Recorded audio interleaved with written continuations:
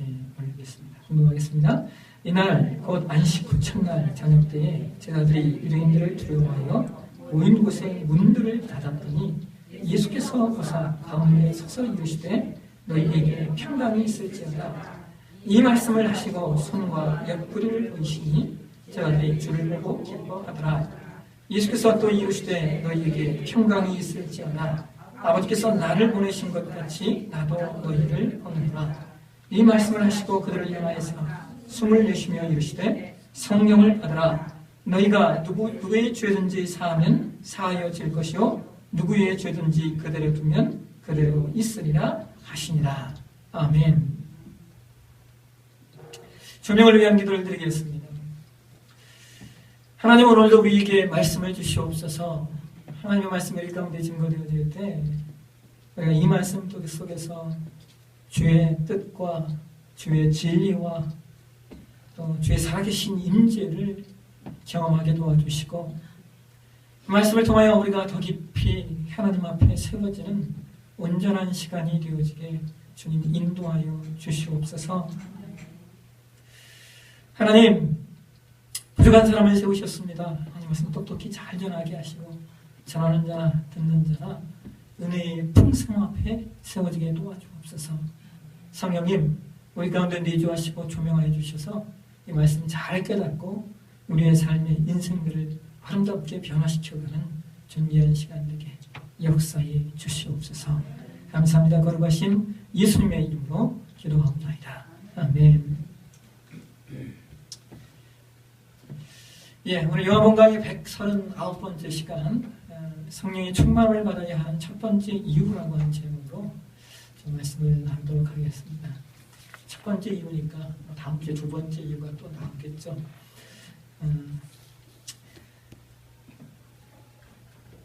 지난 4월 달에 방영된 영화 중에 시선이라고 하는 제목의 영화가 있습니다.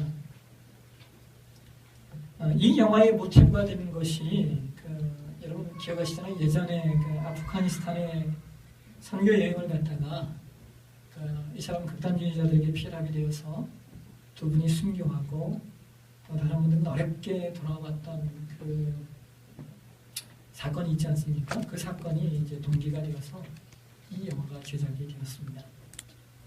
그런데 그 영화에서는 그 선교팀을 이렇게 인도하는 현지 선교사가 쉽게 말하면 날라리입니다. 날라리. 말이 선교사지 여행사 직원처럼 한국에서 선교팀이 이렇게 들어오면 그들을 가이드하면서 그들을 자기가 아는 식당으로 데려가서 밥 먹게 하고 그 식당 주인에게 뒷돈을 받는 그러한 선교사 아닌 선교사인 겁니다. 그런 선교사, 날라리 선교사하고 같이 일정을 진행하던 선교팀이 이슬람 테러리스트들에게 붙잡혔어요. 그런데 납치에 끌려다니는 과정 속에서 드러나는 내용이 뭐냐면 그 날라리 선교사가 원래부터 날라리였던 것은 아니라는 거예요. 그가 날라리가 된 이유 가운데 하나가 뭐냐면 그 이전에 그 선교사가 그 테러리스트에게 납치를 당했던 적이 또 있는 겁니다. 그래서 그 과정 속에서 이 선교사가 죽음이 두려워서 성경책을 찢으면서 하나님을 부인하고 겨우 목숨이 살아남았던 그 아픈 과거가 있었던 선교사였던 겁니다. 그 영화의 과정 속에서 그 날라리 선교사는 누군가 죽어야 하는 사람이 있다면 자신이 가장 먼저 죽겠다고 하면서 나서는 그 선교팀을 인솔했던 목사님의 믿음의 모습을 보면서 또한 반면에는 그 선교팀 중에 가장 믿음이 좋다고 여기는 장로님이 실제로는 자신만 살기 위해서 몸부림을 치는 그러한 이중적인 모습을 보면서 그 안에서 인간에 대한 연약함과 반면에 믿음이 무엇인가에 대한 본질적인 고민을 하게 됩니다. 결국 그 영화는 테러리스트들이 자신들의 요구가 먹혀들게 하기 위해서 누군가를 죽여야만 하는데 그 누군가를 죽여야 한다면 그게 목사이어야 한다고 결정을 하게 되죠. 그런데 그 날라리 선교사가 그 목사님 대신 자신이 그 죽음을 맞이하며 순교의 길을 걷습니다. 그리고 그 영화의 마지막 장면이 이렇게 끝이 나요. 그때 그 테러리스트들에게 납치를 당했던 사람들이 모두 다시 그 땅으로 돌아와서 그 선교사를 기억하며 그 땅에서 선교 사역을 하는 것으로 영화가 마무리가 됩니다. 지난주에 우리 교회가 올 여름에는 선교 여행을 좀 꼭 가기로 결정하고 청년들이 모여서 회의를 했어요.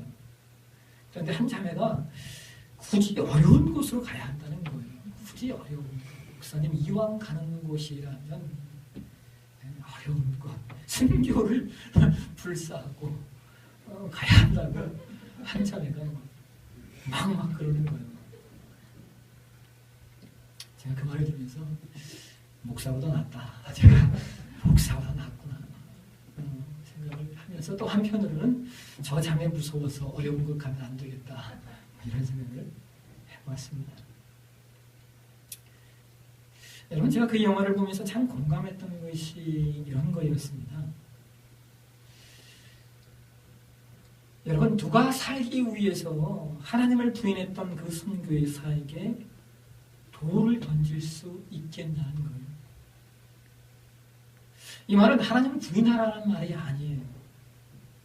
그러나 그 누가 죽음의 위협과 고통의 그 두려움의 골짜기에서 하나님을 부인할 수밖에 없었던 그 사람에게 그 누가 쉬이 그 사람의 잘못을 지적하고 돌을 던질 수 있겠냐는 겁니다. 왜냐하면 우리가 그렇게 할 수 없는 것은 우리는 아직 그러한 경험을 해본 적이 없기 때문입니다. 오늘 저와 여러분이 봉독한 말씀에도 이러한 두려움과 불안에 사로잡혀 있었던 사람들이 등장을 하는데요. 19절을 보실까요? 19절 우리 같이 한번 읽도록 하겠습니다. 이날 곧 안식 후 첫날 저녁 때에 제자들이 유대인들을 두려워하여 모인 곳에 문들을 닫았더니 예수께서 오사 가운데 서서 이르시되 너희에게 평강이 있을지어다. 여러분, 재미있는 것은 이 19절의 상황이 마리아와 여자들 그리고 베드로와 요한 또 뿐만 아니라 엠마오로 내려갔던 두 제자가 부활하신 예수님을 만나고 황급히 예루살렘으로 돌아와서 다른 제자들에게 예수님을 만난 그 사실을 전한 후의 상황이라는 거예요. 이 19절의 상황이 말입니다. 우리가 그것을 어떻게 확인할 수 있냐면 누가복음 24장 31절 이하를 보시게 되면 성경이 이렇게 기록하고 있어요. 그들이 눈이 밝아져 그인 줄 알아보더니 예수는 그들에게 보이지 아니하신지라 그들이 서로 말하되 길에서 우리에게 말씀하시고 우리에게 성경을 풀어주실 때 우리 속에서 마음이 뜨겁지 아니하더냐 하고 그때로 일어나 예루살렘에 돌아가 보니 11 제자 및 그들과 함께한 자들이 모여있어 말하기를 주께서 과연 살아나시고 시몬에게 보이셨다 하는지라. 두 사람도 길에서 된 일과 예수께서 떡을 떼심으로 자기들에게 알려주신 것을 말하더라. 이 말을 할 때에 예수께서 친히 그들 가운데 서서 이르시되 너희에게 평강이 있을지어다 하시니.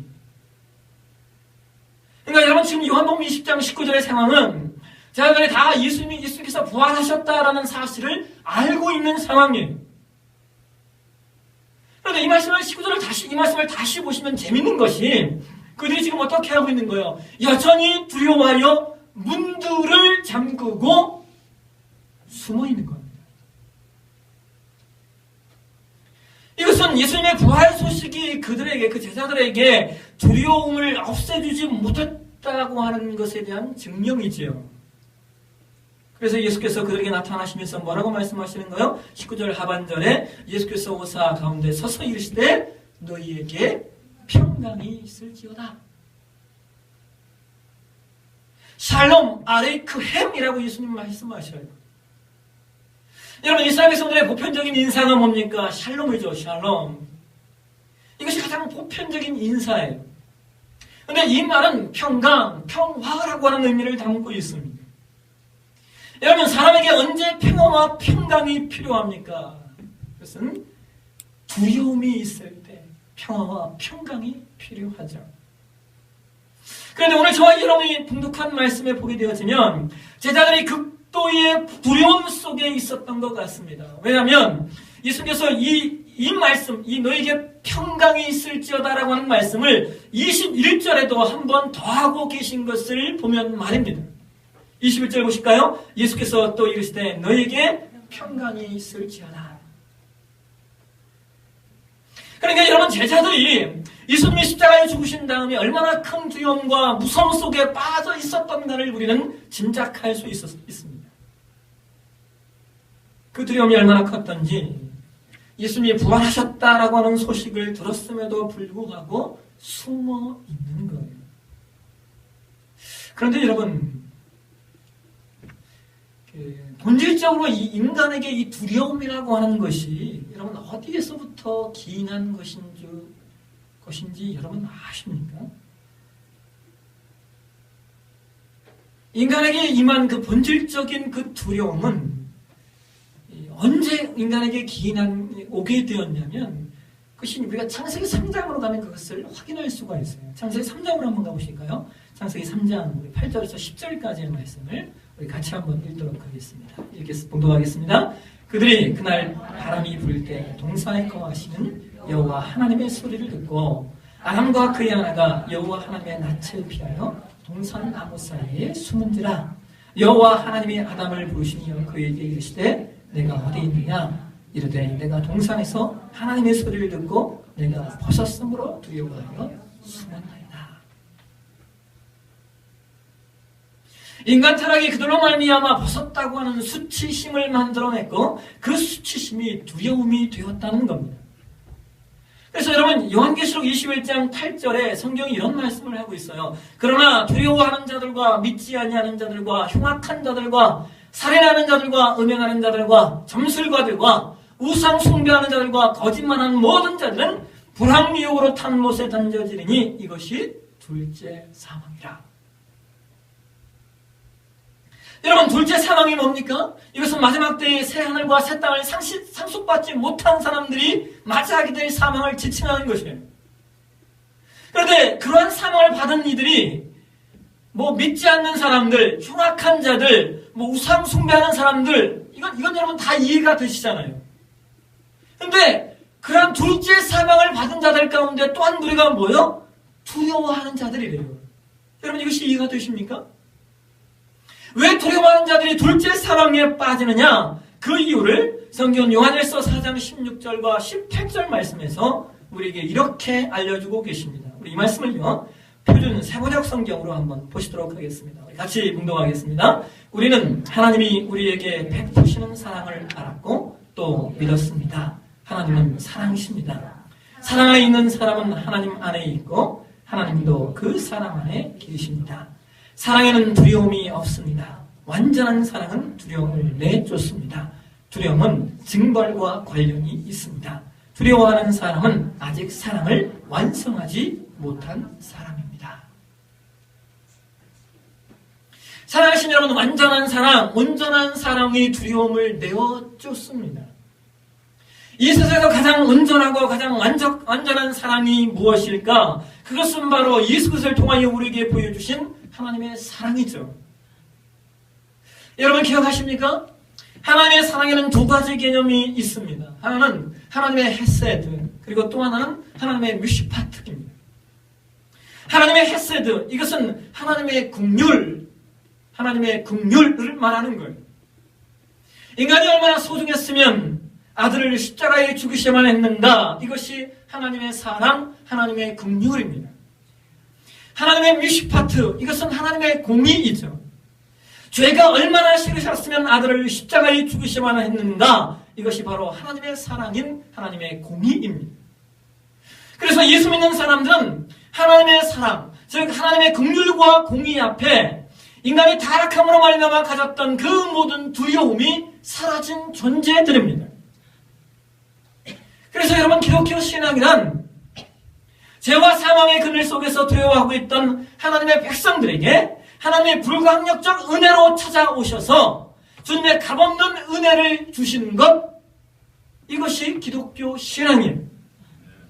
거기에 인간이 보탤 것이 아무것도 없고, 그냥 인간은 두려워만 하고 있었는데 하나님이 찾아오셔서 우리에게 평강을 주시고 사망의 멸망을 선포하시는 것, 그것을 우리는 구원이라고 말하는 겁니다. 그런데 여러분, 문제는 오늘날 신자들이 그렇게 구원받아 이 땅을 살고 있음에도 불구하고 사실상 신자들이 여러 가지 두려움과 염려 속에 살고 있는 것이 오늘의 현실입니다. 여러분, 그렇지 않으신가요? 여러분의 인생의 두려움과 염려 아니십니까? 매일같이 염려에 빠져 죽을 것 같은 그런 인생은 아니더라도 여러분 삶에 단 하루라도 두려움과 염려가 전혀 없었던 적이 없지 않으십니까? 겉으로 보기에 아무 문제가 없는 것 같고 태평한 사람도 그 사람의 속을 뒤집어 보면 말을 안 해서 그렇지 그 안에 여러 가지 두려움과 염려들이 있어요. 그래서 목사가 아무리 염려하지 말라고 설교해도 염려 없는 인생이 없고 두려움 없는 인생이 없습니다. 여러분, 인간이 갖고 있는 두려움과 염려들이 98% 이상이 실제로 일어날 일이 거의 없는 일들이라고 하잖아요. 그러니까 거의가 다 쓸데없는 두려움과 염려라는 거예요. 그런데 그럼에도 불구하고 우리는 하루에도 여러 가지 모양으로 두려움과 염려를 떨쳐버릴 길이 없습니다. 그런데 여러분, 오늘 저랑 여러분이 봉독한 말씀에 보시면 이러한 두려움과 염려 속에 갇혀서 문들을 잠고 숨어있던 제자들에게 예수님 나타나셔서 22절에 이렇게 말씀하셔요. 22절 말씀 우리 함께 읽도록 하겠습니다. 이 말씀을 하시고 그들을 향하사 숨을 내쉬며 이르시되 성령을 받으라.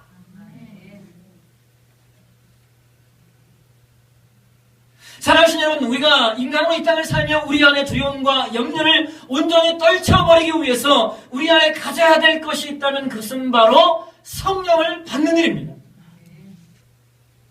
우리는 사도전 2장에서 제자들이 오순절 마가의 다락방에서 성령을 체험한 후에 그 이후부터 그들의 인생과 삶이 어떻게 변화되었는가를 확인할 수 있어요. 사도전 3장에서 베드로와 요한이 성령 미문에서 구걸하던 걷지 못하는 사람을 기적적으로 일으켜서 걷게 한 다음에 이어서 솔로몬 행각에서 사람들에게 복음을 전파합니다.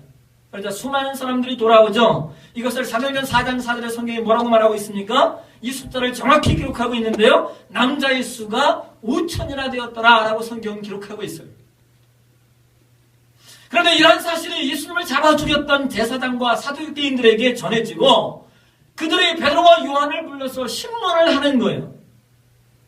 그런데 여러분 기억하십니까? 놀랍게도 그 신문의 과정에서 베드로와 요한이 우리가 아까 봤던 요한복음 20장 19절에 두려움에 숨었던 그 모습과는 달리 제사장들과 그리고 사두개인들에게 기탄 없이 복음을 선포합니다.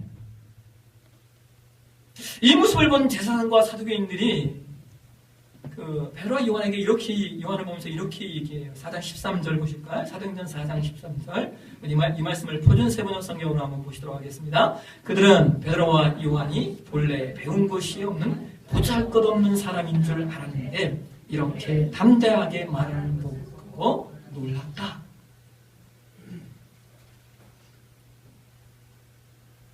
여러분, 오늘 본문 19절에 예수님의 부활을 알았음에도 불구하고 문잠그고 숨어 있었던 그들이 이렇게 위협과 경고 속에서 아랑곳하지 않고 담대하게 행동할 수 있었던 이유가 무엇일까요? 이것을 성경은 사도행전 4장에서 베드로와 요한이 사람들에게 복음을 전파할 때 이 상황을 이렇게 기록하고 있어요. 8절 보실까요? 이에 베드로가 성령이 충만하여 그들이 이렇게 담대할 수 있었던 이유가 그들이 사도행전 2장에서 성령을 체험한 후 그들 안에 두려움이 몰려 나갔기 때문이라는 거예요. 그래서 성령을 체험하고 성령 충만함의 역사가 있는 신자들은 이 세상에서 오는 여러 가지 두려움을 이겨내고 더 나아가서 그것을 극복하며 담대히 살아갈 수 있는 하나님의 능력의 사람이 되는 것입니다.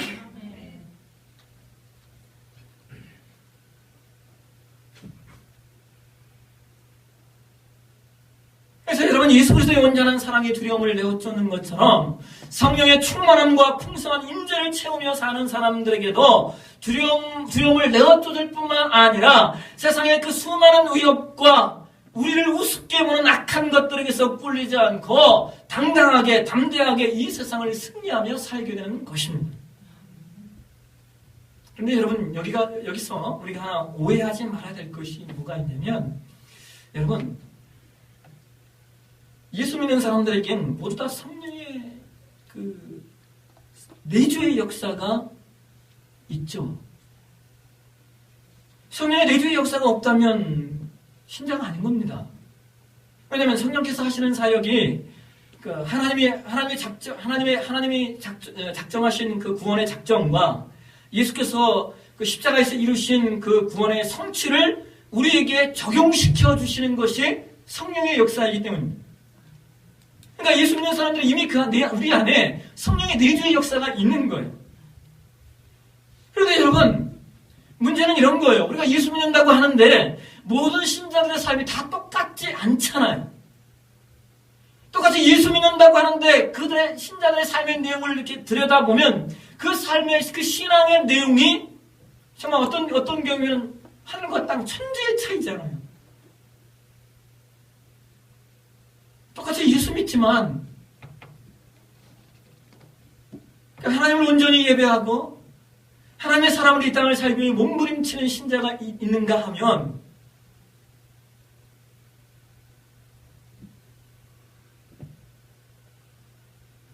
어떤 분들은 한 달에 한 번쯤 나와 예배하고 또 문제가 있어야만 나와 기도하고 해도 여러분 그래도 신자잖아요. 그 신자니까 나와서 한 달에 한 번이든 두 달에 한 번이든 예배할 수 있는 거겠죠.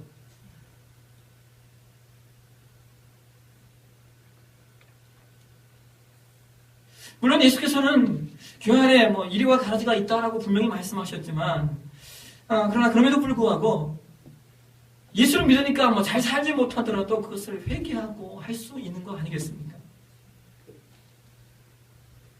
그런데 반면에 이 예수 믿는 신앙의 내용을 그래서 그런 것 같아요. 신앙이라고 하는 것이 신앙의 내용을 맥시멈에 두냐 아니면 미니멈에 두냐의 이 차이가 얼마나 큰지 모르는 겁니다.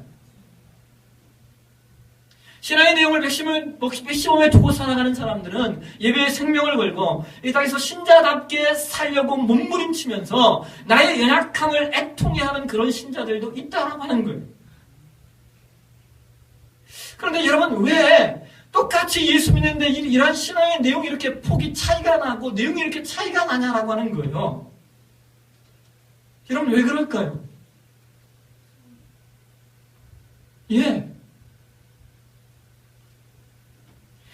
그 차이는 내 안에 내주하시는 성령께 그 성령께서 나를 다스리고 나를 주관하시고 나를 온전히 지배하도록 나를 내어드리는 그 시간이 있었는가 없었는가의 차이점인 거예요. 이것을 우리는 뭐라고 말하냐면 성령의 충만함이라고 이야기하는 겁니다. 여러분, 신자의 삶에 성령의 충만함이 있어야 두려움을 내어쫓을 수 있고 성령의 충만함이 있어야 내가 내 인생을 내 마음대로 살지 않고 하나님의 뜻에 맞게 살 수 있는 거예요. 그래서 우리는 성령의 역사로 말미암아 예수 믿고 구원받았다고 해도 그 이후에 성령의 충만함의 자리까지 나아가지 않으면 예수 믿는 사람임에도 불구하고 자기 스스로가 내가 예수 믿는 사람인가? 스스로가 헷갈릴 수 있어요.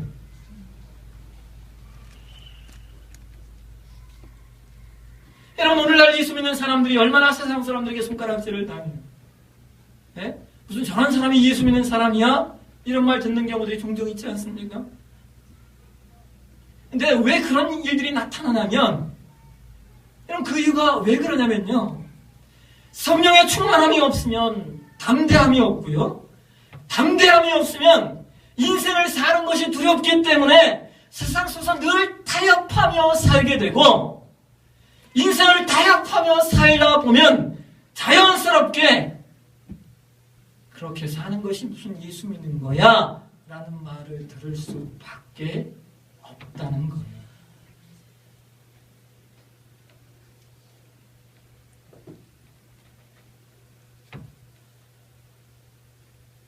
제사장과 사두개인이 말했던 것처럼 저들은 보잘것없는 사람들이 아니라, 이 말이 아니라 저들은 보잘것없구나.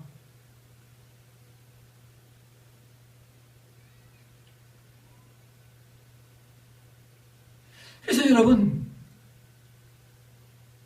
저와 여러분이 성령의 내주를 알고 있는, 성령의 내주하심이 있는 하나님의 사람이라면 저와 여러분이 성령의 내주를 통하여서 성령의 충만함의 자리까지 나아가셔야 돼요. 그럼 어떻게 성령의 충만함을 받게 되냐고요? 여러분 그 답 다 아시잖아요. 여러분 그 답 다 알고 계셔요. 어떻게 성령의 충만함으로 나아가실 수 있습니까? 어떤 답이에요? 말씀과 기도와 찬양 속에, 말씀과 기도와 찬양 속에, 더 나아가 하나님의 말씀을 순종하며 살기 위한 몸부림 속에 성령의 충만함의 역사가 일어나는 겁니다. 여러분 아까 서론에 말씀드렸던 그 시선이라고 하는 영화에서 그 날라리 선교사가 죽음의 위협과 두려움 때문에 물려서고 포기했던 그 신앙의 길, 그 믿음의 길, 그 선교사의 길을 어떻게 다시 회복하는 줄 아십니까? 그의 삶의 가운데 이루어진 그 두 번째 납치의 현장에서 그의 지나온 시간들을 냉철하게 돌아봐요. 내가 왜 하나님을 부인할 수밖에 없었는가? 믿음이 도대체 무엇인가? 하나님을 믿음으로 고백하며 사는 인생이 무엇인가에 대한 그 삶의 여정을 그가 철저히 돌아봅니다. 그 과정 속에서 그가 그 안에 성령의 역사가 일어나요.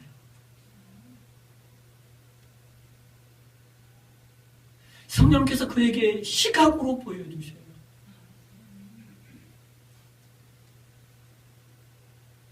그 성령의 충만함을 받고 그는 이제 죽음도 두렵지 않은 세상이 감당할 수 없는 하나님의 사람으로 세워지는 겁니다.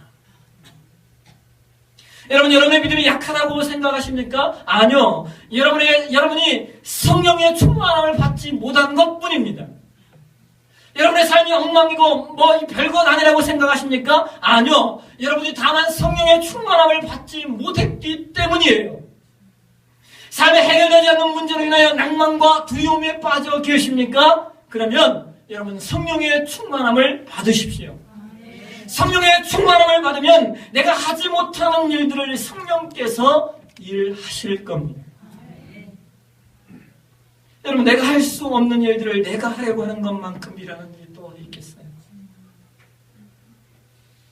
우리 인생의 내용으로 되지 않는 일들이 얼마나 많은지 우리는 여러분 우리 인생 그 자체가 내 힘으로 되지 않는구나 이걸 경험하며 사는 거 그게 인생 아닙니까?